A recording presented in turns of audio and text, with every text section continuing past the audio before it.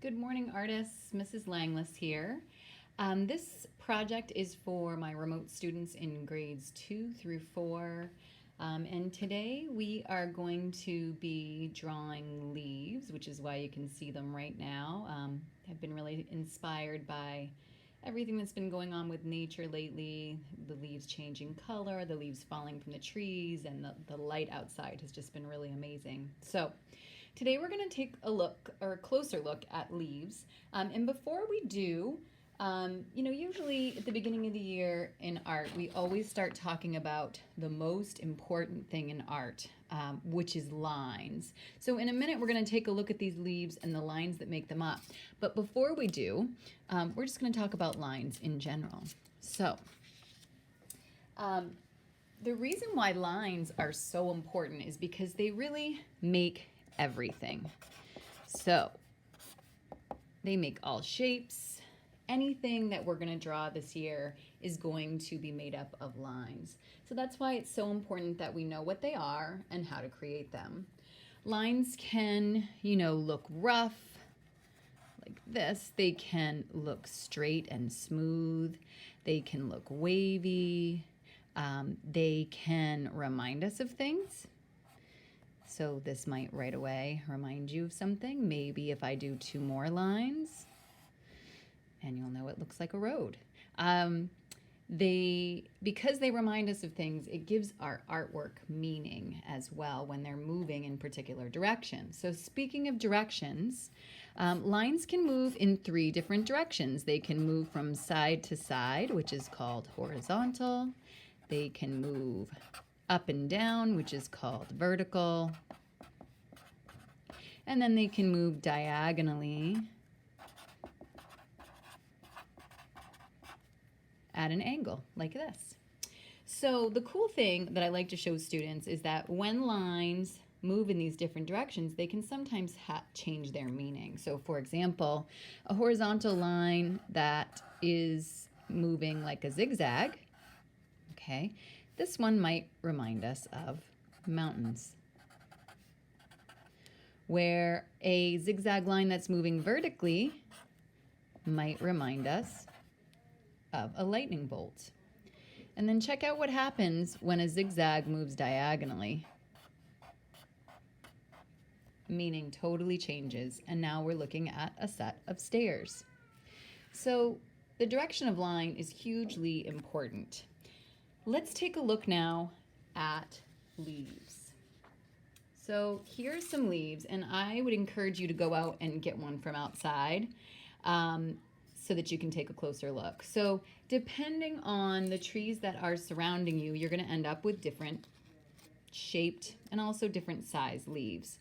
So I've got 3 here. This is a maple leaf. This is from an oak tree. Ooh, and I'm not quite sure what tree this is from. If you know, email me or make a comment on the video and let me know because I have forgotten. So let's take a look at this one in particular, the oak leaf. And what I like to do in order to see the lines clearly is I like to actually flip the leaf over. So I flip it over to the other side, and right away what I notice is that there's a line that goes from the bottom all the way to the top. So we've got a vertical line here, and it's relatively straight. This is called the stem of the leaf. And then if you look closer right in here, you'll notice that there are lines coming out from the stem, and these are called the veins of the leaf. I have some others here I'll just show real quick. So here's another much larger leaf, but you can still see that central vein, and then the other ones that come out. And if you look really close, you'll notice there's even smaller little veins that come out from those. Now think about what other things have veins. And if you said we do, you'd be right. So if you look at your wrist, you can often see the veins that are moving through your body. And the veins in a leaf help to allow the leaf to survive because they're bringing water and food to the different parts of the leaf, just like veins are bringing fluids through our body as well that help us to survive. So now that we've taken a closer look at the stem and the veins. Oh, one more thing I wanted to say is this. If you take a look at the outer edge, you'll notice a different type of line that kind of moves like this around the edge, and it's kind of bumpy in places and curved in others. So here it's curved, then it gets kind of zigzaggy or bumpy. These are things that we're going to be focused on in our drawing. So what I want you to do is go ahead and grab one of your project pieces of paper. This is eventually going to be painted, so it's important that you use that nice thick paper so that it can stand up to the paint. So I'm going to hold my paper vertically like this because my leaf is more vertical, so it's more up and down.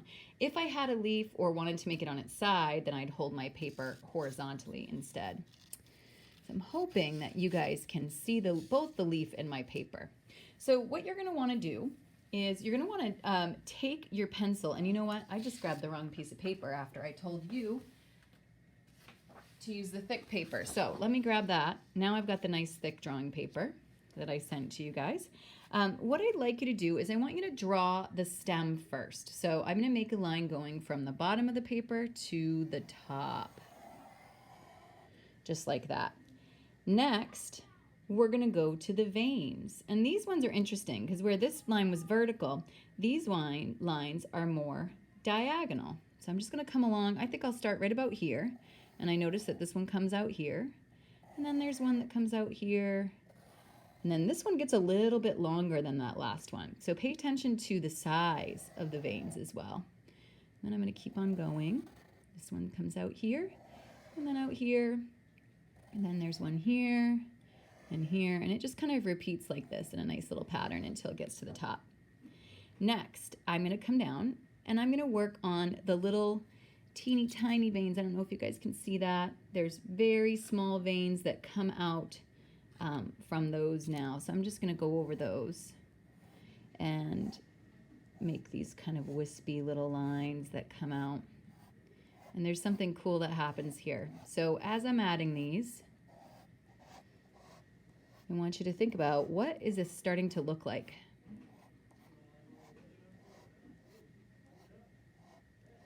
Isn't it interesting that the inside of a leaf looks exactly like a tree? Well, it really makes sense, right? Because where do leaves come from? They come from trees. So I think that's kind of a cool fun fact, right? All right, so we're going to now work on the outer edge of our leaf. I'm going to start right about here, and I notice that it kind of curves a little bit, and then my line gets a little bumpy and then comes to a point. Then it curves in.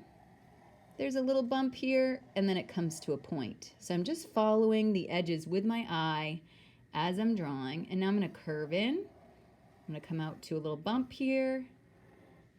Has another one, point, bump, curve in.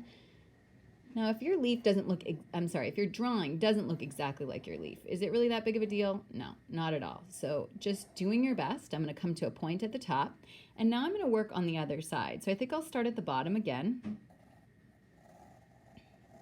and I'm going to come out to a little bit of a point. It curves in, then it comes to a point here, and it curves in, point, point, and it curves in. And I'm going to come way out here, and it points. It sort of just follows almost like a pattern where it points out, and then it curves in, points out, comes in, and then comes up to the top. All right, so there's my leaf. I don't know if you can see that whole thing. All right, so the next thing I'm going to do is just to grab some crayons, and I think I'm going to turn it to the side so that I know that you can see the whole thing. And I'm going to grab whatever colors I want. So if you want to make it look, you know, more fall-like, you might want to use like oranges, reds, yellows, browns, greens. That's totally up to you. So you can use whatever colors you want.